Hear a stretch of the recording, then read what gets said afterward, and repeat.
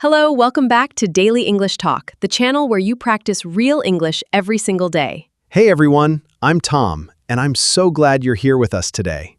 I'm Lily, and if this is your first time here, welcome! You just found your new favorite English channel. We upload every single day, so make sure you hit that subscribe button. Don't miss a single lesson.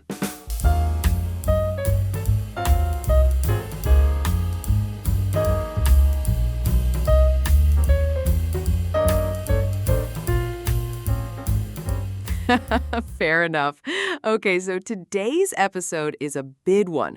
We are talking about how to speak better at work in English. Yes, this is the episode I personally needed 3 years ago. Oh, same. We are going to teach you professional vocabulary, real phrases you can use in meetings, in emails, with your boss, with your colleagues. And these are not boring textbook sentences. These are real expressions that actual professionals use every single day. And they work. If you use these, people will notice. They will think, wow, this person sounds very professional. And that is exactly what you want. Now, before we dive in, if you have not subscribed yet, please hit that subscribe button right now. We upload every single day, and trust me, you do not want to miss tomorrow's episode. Also, hit the notification bell. That little bell is your best friend. Okay, are you ready? Let's get into it.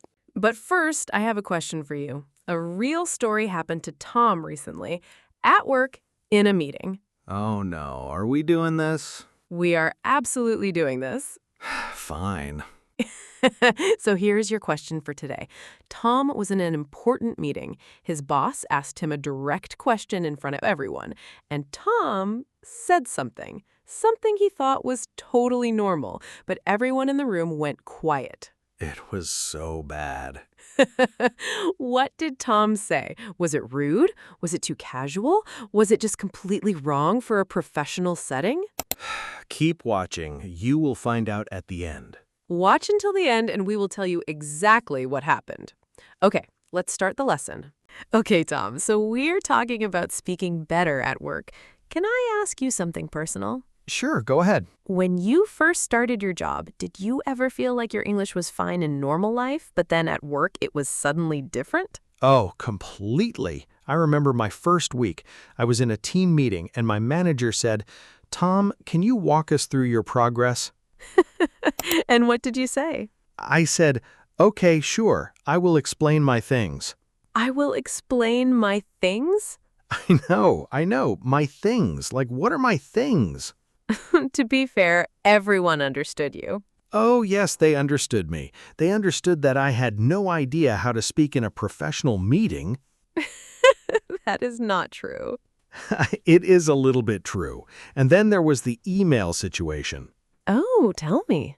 I sent an email to a client, a very important client, and I started the email with, "Hey." Tom. I know. I thought it was friendly. In a text message to a friend, yes. To a client, no. It's the client replied very formally, very coldly, and my manager came to my desk and said, "Tom, we need to talk about email etiquette." Oh, no. It was fine, but that is when I really started studying professional English, because I realized there's a big difference between casual English and professional English. And that difference is exactly what we are teaching today. And by the way, that is also connected to our question today, what I said in that meeting later, which you will find out at the end. Such a tease. Okay, before we get into the vocabulary, let's do a quick grammar point, because grammar is also part of speaking professionally. And this one is super useful. Today, we are looking at modal verbs for making professional requests and suggestions, specifically could, would, and may. Now, you probably know these words already, but do you know when to use each one at work? Let me give you an example. Imagine you need your colleague to send you a report. You could say 3 things. 1, send me the report. That sounds like a command. Exactly. Very direct. Maybe too direct. Option 2, can you send me the report? That is more polite, more casual. And option 3, could you send me the report when you have a moment? Much better. That sounds professional and respectful. Could is softer than can. It shows more politeness, and when you have a moment, shows you respect the other person's time. And would is similar.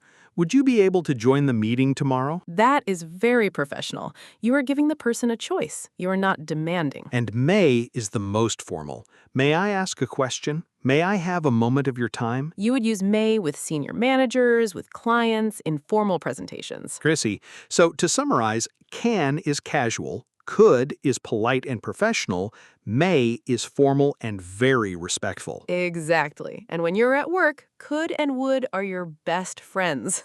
Unlike hey in an email to a client. Unlike that, yes. All right, now it is time for our main vocabulary section. We have 8 powerful words and phrases for you today. These are all things professionals say in real workplaces. Let's do it. Our first phrase is to follow up. Follow up. Say it with me. Follow up. Follow up. Good. One more time. Follow up. And now you try. Pause the video. Say it out loud. Follow up. To follow up means to contact someone again after a first conversation or email, to check on something, to make sure something is done. For example, I sent an email to a supplier last week, but they did not reply, so I need to follow up. You can use it as a verb, I will follow up with the client tomorrow, or as a noun. Did you get my follow-up email? Tom, have you ever forgotten to follow up on something important? Once I forgot to follow up on a project proposal. The client waited 2 weeks. When I finally called them, they had already chosen another company. Oh, no. It was a big lesson. Always follow up, people. Let's practice. Repeat after me. I will follow up with you by Friday. I will follow up with you by Friday. I will follow up with you by Friday. Your turn. Say it. Number 2, to clarify. Clarify. Say it with me. Clarify. Clarify. One more time. Clarify. Your turn. Pause and say it. Clarify. To clarify means to make something clearer, to explain something more specifically so there is no confusion. This is extremely useful in meetings. If you do not understand something, do not stay quiet. Ask. For example, could you clarify what you mean by that? Or, just to clarify, you need this report by Monday, correct? See how professional that sounds? You are not saying, I don't understand. You are saying, let me clarify this. It sounds confident. I wish I had known this word in my early meetings. I used to just nod, even when I had no idea what was happening. You were nodding at things you did not understand? Yes, for months. I looked very confident. I understood nothing. Okay, lesson for everyone. Use clarify. Do not just nod. Repeat after me. Just to clarify, could you explain that again? Just to clarify, could you explain that again? Just to clarify, could you explain that again? Now you try. Number 3, to prioritize. Prioritize.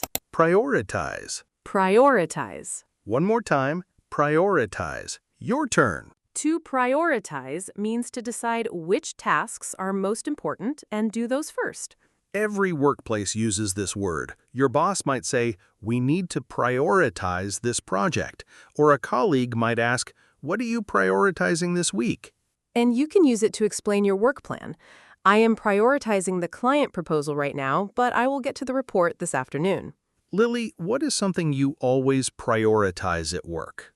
Good question. I always prioritize communication. If someone sends me a message, I reply quickly because slow replies can cause problems. Same. And I learned to prioritize my emails by importance, not just answering in order. Great habit. Sentence practice. We need to prioritize the deadline. We need to prioritize the deadline. We need to prioritize the deadline. Now you say it. Oh, this one is so British and so professional. Number 4, to take something on board. This one confused me so much when I first heard it. To take something on board means to accept and consider feedback, advice, or new information. For example, your manager gives you feedback. Instead of just saying, okay, or I understand, you say, thank you, I will definitely take that on board. It shows maturity. It shows you are open to learning. Managers love this phrase. And it works in emails too. Thank you for your feedback. I have taken your comments on board and made the changes. Very professional. Tom, has someone ever given you feedback that was hard to take on board? Yes.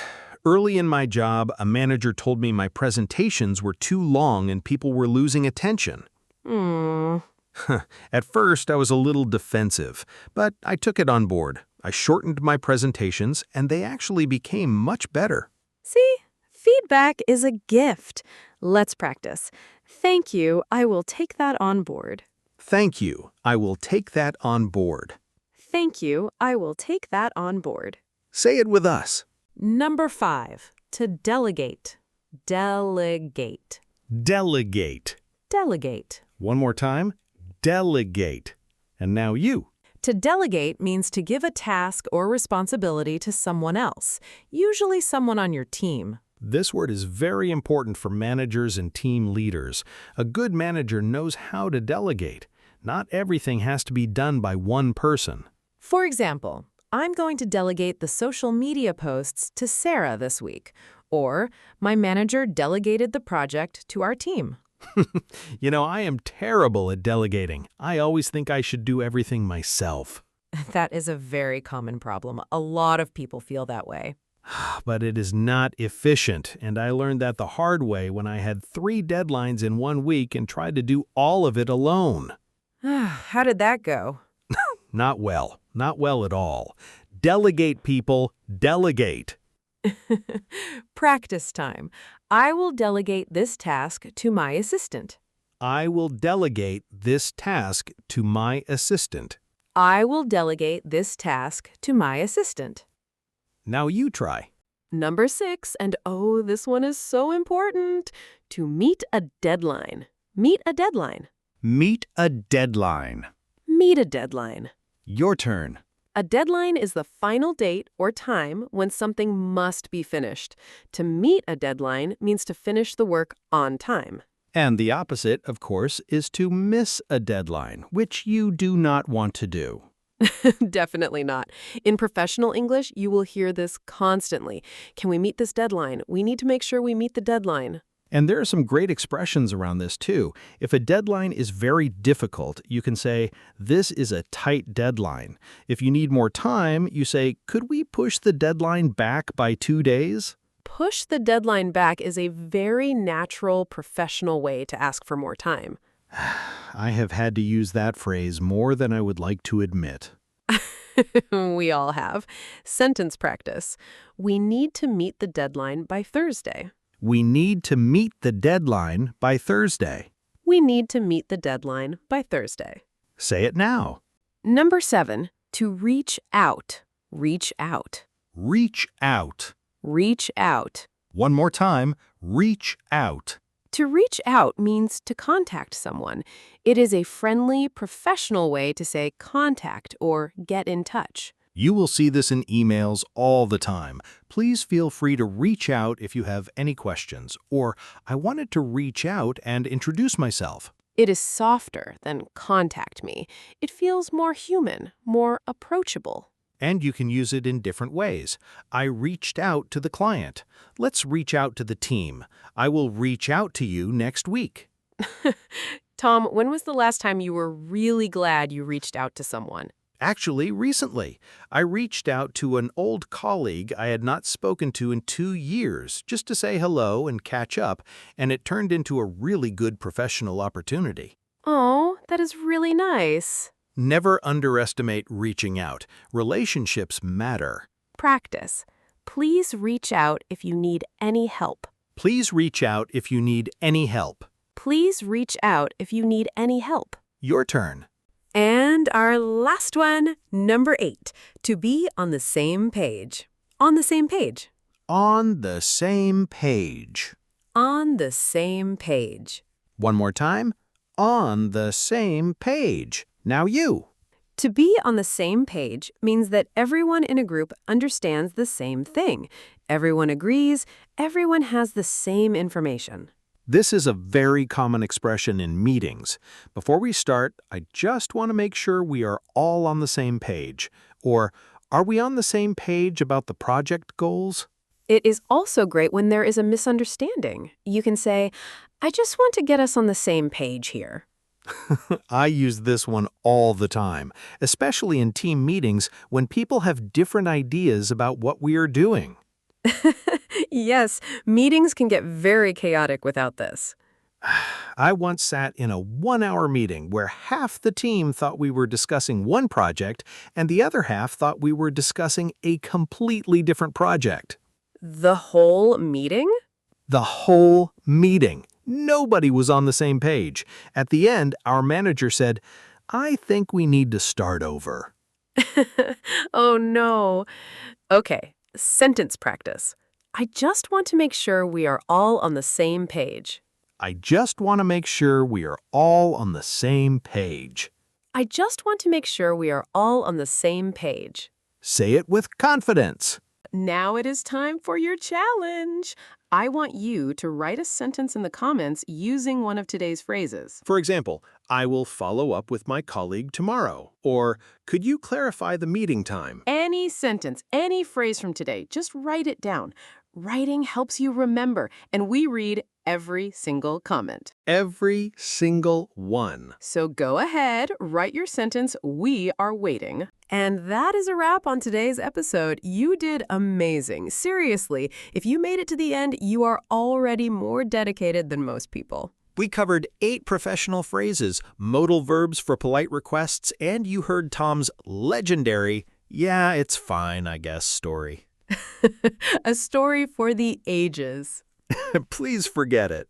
Do not forget to subscribe if you have not already. We upload every single day, so come back tomorrow for another fresh English lesson. And share this episode with someone who is learning English or someone who just started a new job. It will genuinely help them.